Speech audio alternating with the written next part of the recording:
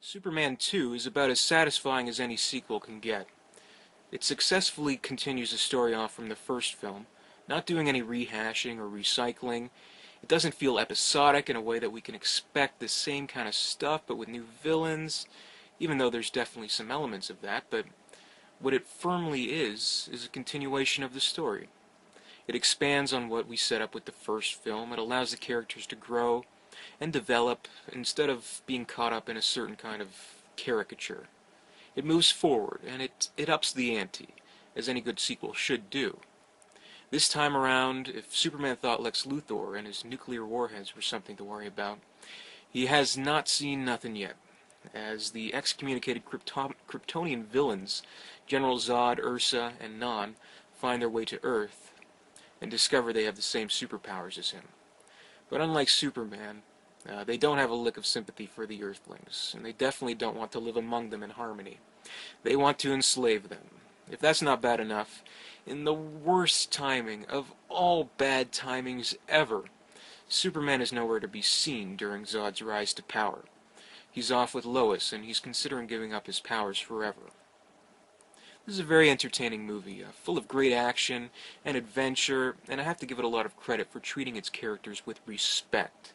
Like, we know Lois Lane is a smart cookie, and so they could have easily went through this movie and, all the other things, like the same circle of repetitiveness with her work relationship with Clark and her personal relationship with Superman, and never knowing the difference between the two.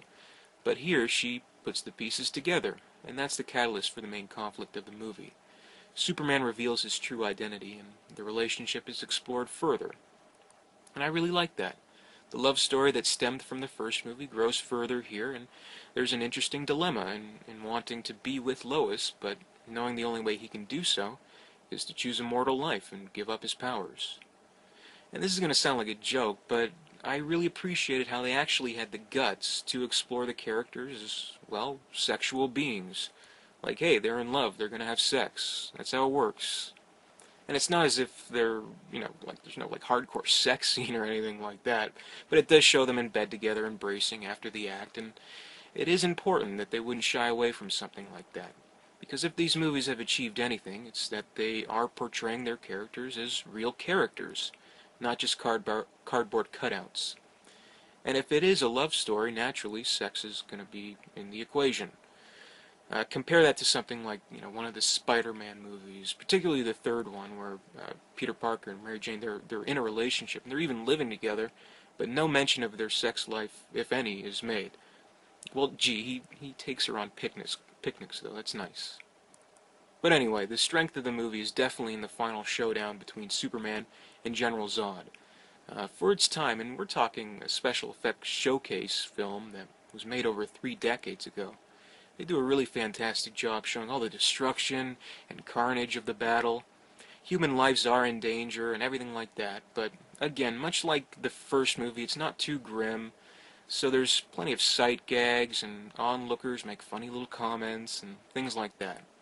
So even though the stakes are high and the battle is crucial, it's fairly light, but it maintains the elements of urgency. It's a great movie, and I know there are plenty of people who actually prefer it to the first one.